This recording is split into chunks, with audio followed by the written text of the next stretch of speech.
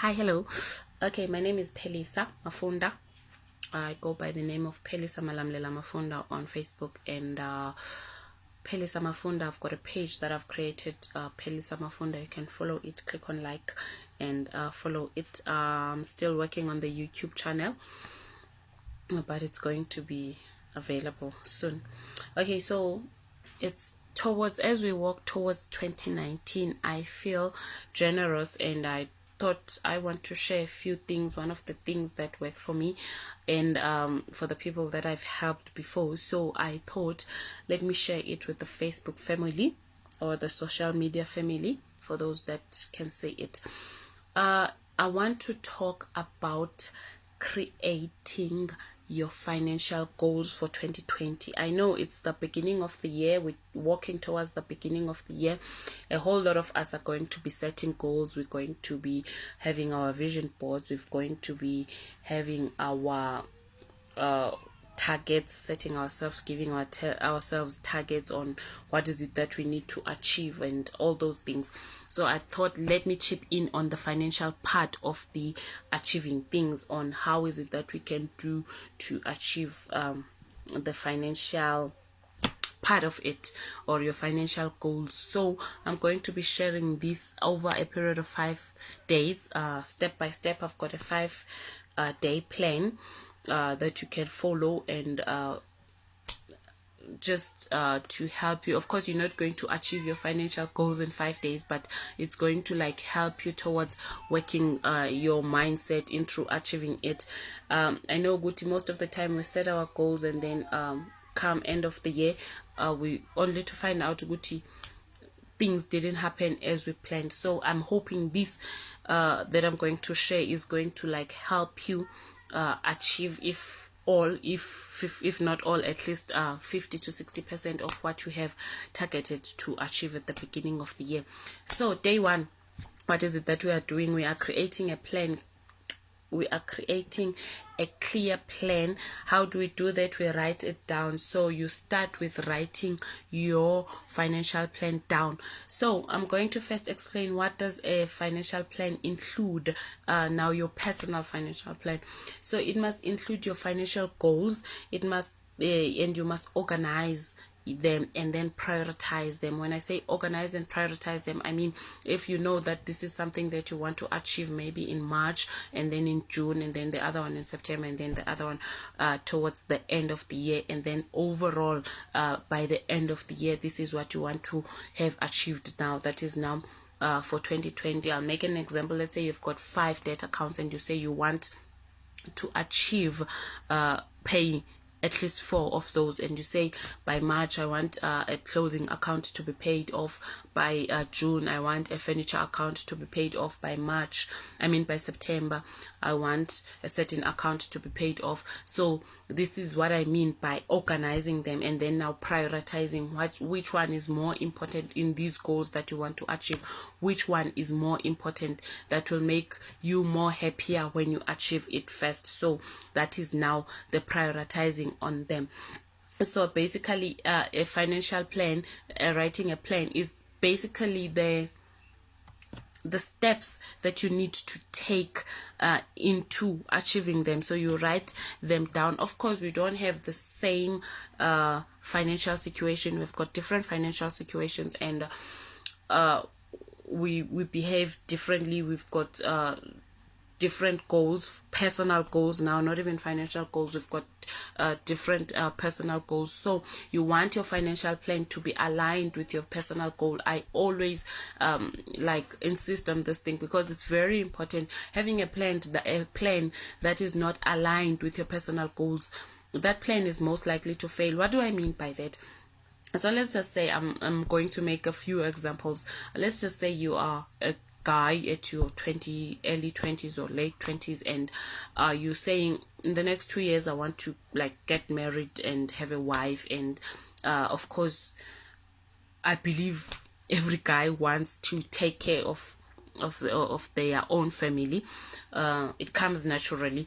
So you want to do that. Now you can't just wake up today and decide to get married, so you need to plan for that to happen. You start by like begging mali ya malobolo, putting the lobola money out aside, and you start by like accumulating. You have a plan of saying, okay, at least by June I want to go there and like say show my interest in the family and say I'm ready to do this.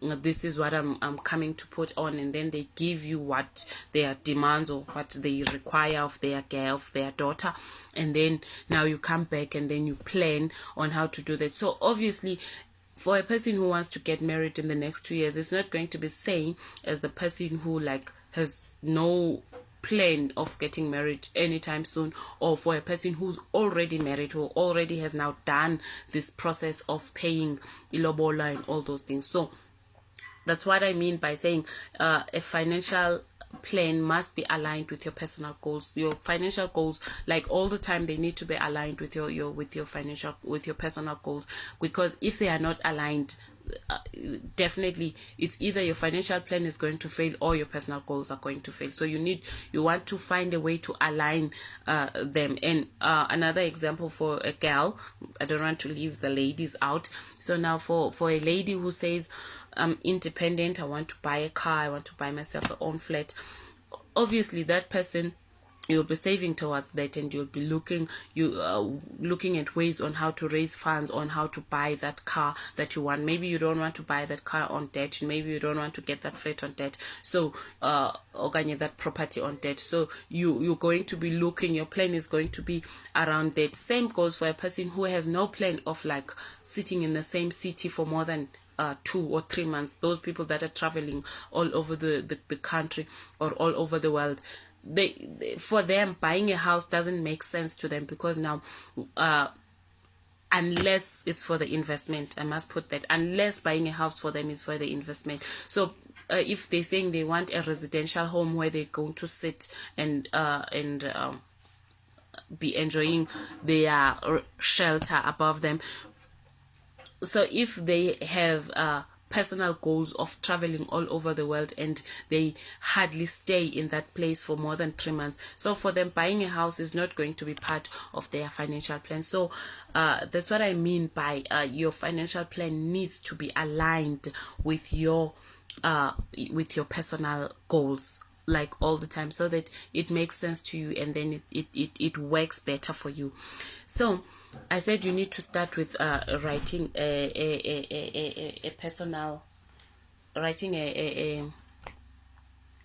you need to start with writing your plan down. Have a clear plan down. It needs to be written down. So when you write it down, so you're going to list it, as I said, you need to prioritize and then organize. Then you write the how. How are you going to achieve what you want to do? I'll make an example. So you say you want to pay, I'm always making examples about loans. You want to pay off your debt, a certain debt, maybe in March. So what is it that you're going to do? Obviously you're going to need to add a few rents on top of the money, or the money that you are paying, at the same time, without ignoring other payments that you need to do. So obviously there are things that you're going to need to cut down or take out from, and minimize, compromise, sacrifice, be disciplined on some ways. Let's say you were a party person who was partying every weekend. You might want to cut down on parties, like for party once a month or twice a month, if you are the kind of person who does that. So you want to write your plan, and the how part, now that is the action plan on what is it that you're going to do to achieve this thing. How are you going to achieve this thing? So you need to be specific on how you're going to achieve them. Then you also need to be specific now on your plans, your goals. You need to be specific on your goals. I should have started with that. You need to be specific with your goals. You need to write them down. If you are saying I want to pay debt be specific and say, I want to pay off all my clothing accounts. If you have 2 clothing accounts, by 2020 I want to pay off all my clothing accounts. So now you're not saying I want to pay debt. Which debt do you want to pay? Do you want to pay your mortgage? Do you want to pay your car loan, or your vehicle finance loan? Which one do you want to pay off by the end of 2020? So you're saying you want to buy a car. What kind of car do you want to buy? Do you want to buy Mercedes? Do you want to buy a BMW? What are you going to do to buy that? Are you going to buy it through bank finance, or are you going to buy it cash? If you are going to buy it cash, what is it that you're going to do? How are you going to raise the capital of buying that car? Because writing down and saying this is what I want to do without an action plan, it's a call for, I don't want to say failure, but it's a call for you not waking up with a vision, with a clear vision on this is what I need to do so that I get to this point. So the financial freedom comes with planning. You need to plan on what you need to do so that you achieve that. And then once that is achieved, you scratch it off the plan because now you have done it, and then you move on to the next thing. So that is my day 1 on writing a plan. So just to sum up, you start by writing your plan, and then your plan must be clear and be specific on what is it that you want to achieve, and then what steps are you going to take in order for you to reach that particular goal. So that is what you write when you write down your plan. What is it that you're going to do? How are you going to achieve what you want to achieve? Thank you so much, guys. My name is Phelisa Mafunda, and I have a page by the name of Phelisa Mafunda. You can just follow it and share with the people that you think are going to receive this video well. I'm still working on the YouTube channel. I'm going to tell you, share the link. I have a YouTube channel, but I just need to fix it a bit, and I'm going to share the link where you can also click and subscribe. Thank you so much.